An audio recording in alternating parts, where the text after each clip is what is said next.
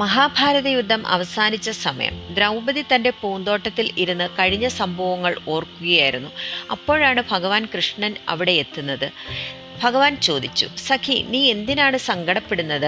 അവസാനം നിന്റെ അപമാനത്തിന് പ്രതികാരം ചെയ്തതിൽ നീ സന്തോഷിക്കുകയല്ലേ വേണ്ടത്? ദ്രൗപദി ചിരിച്ചു. ഗോവിന്ദ, നീ ഒന്നും അറിയാത്ത വിധം അഭിനയിക്കരുത്. അതെ, എൻ്റെ എല്ലാ പ്രതിജ്ഞകളും പൂർത്തീകരിച്ചിരിക്കുന്നു. എന്നാൽ ഞാൻ നിങ്ങളോട് ഒരു കാര്യം ചോദിക്കട്ടെ? അതിന് നീ സത്യസന്ധമായ ഉത്തരം നൽകണം. മഹാഭാരത യുദ്ധം നയിച്ചത് നീയാണ്. പല തന്ത്രങ്ങളാൽ നീ ധർമ്മം പുനഃസ്ഥാപിച്ചു. എല്ലാം ശരിയാണ്.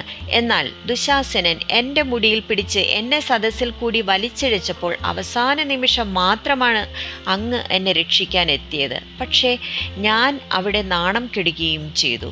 ദുശാസനൻ എൻ്റെ അടുക്കൽ വന്നപ്പോൾ നീ എന്തുകൊണ്ട് എന്നെ രക്ഷിക്കാൻ വന്നില്ല?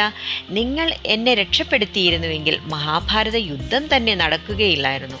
ഭഗവാൻ അത് കേട്ട് ഒരു ചെറുപുഞ്ചിരിയോടെ ഇങ്ങനെ മറുപടി പറഞ്ഞു, അത് എൻ്റെ തെറ്റല്ല. ദുശാസനൻ നിന്റെ അടുക്കൽ വരുമ്പോൾ നീ എന്നെ ഓർക്കണമായിരുന്നു. എന്നാൽ നിങ്ങൾ സ്വന്തം ശക്തിയിൽ വിശ്വസിച്ച് അവനെതിരെ പോരാടി. നിന്നെ രാജസഭയിൽ വലിച്ചിഴച്ചപ്പോൾ എന്നെ ഒഴികെ എല്ലാവരെയും സഹായത്തിനായി നീ വിളിച്ചു. എന്നാൽ ആരും തന്നെ സഹായത്തിനായി എത്തിയില്ല. അവസാനം മാത്രമാണ് നീ എന്നെ വിളിച്ചത്.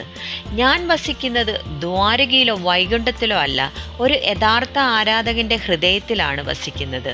ദുശാസനൻ നിന്റെ അടുത്തു വരുമ്പോൾ നീ എന്നെ സഹായത്തിനായി വിളിച്ചിരുന്നുവെങ്കിൽ നിന്നെ രക്ഷിക്കാൻ ഞാൻ വരുമായിരുന്നു. ഇത് കേട്ട് ദ്രൗപദി കാലിൽ വീണു. ഭഗവാനെ, കൃഷ്ണ, അനുഗ്രഹിക്കണമേ.